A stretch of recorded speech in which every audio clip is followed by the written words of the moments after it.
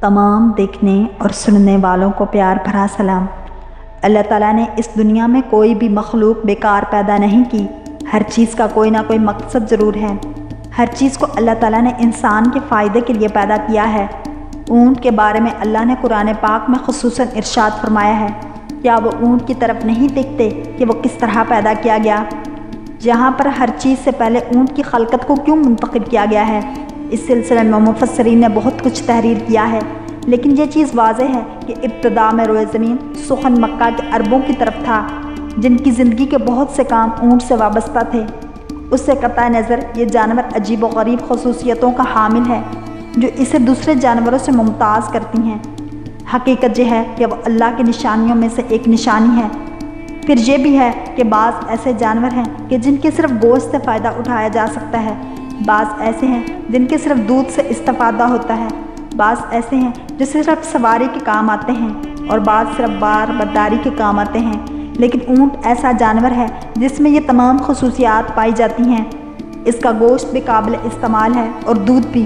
یہ سواری کے کام بھی آتا ہے اور بارداری کے لیے بھی اسے کام میں لایا جاتا ہے۔ اونٹ زیادہ طاقتور اور زیادہ قوت و مقاوت رکھنے والا جانور ہے۔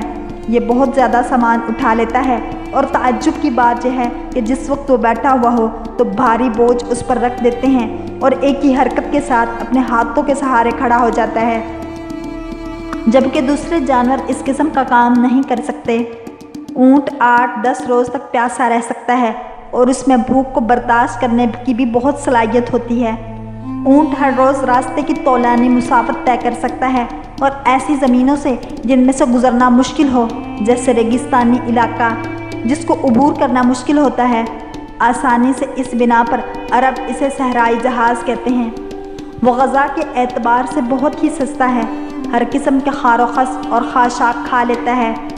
وہ غذا کے نامناسب حالات میں بیابان کے ایسے طوفانوں کے درمیان جو آنکھ اور کان کو بہرا کر دیتے ہیں، اپنے مخصوص وسائل کے ساتھ جو خدا نے ان کی پلکوں، کانوں اور ناک میں مہیا کیے ہیں، وہ مقابلہ کرتا ہوا اپنے سفر کو جاری رکھتا ہے۔ وہ اپنی پوری طاقت اور قوت کے باوجود نہایت مطیع جانور ہے۔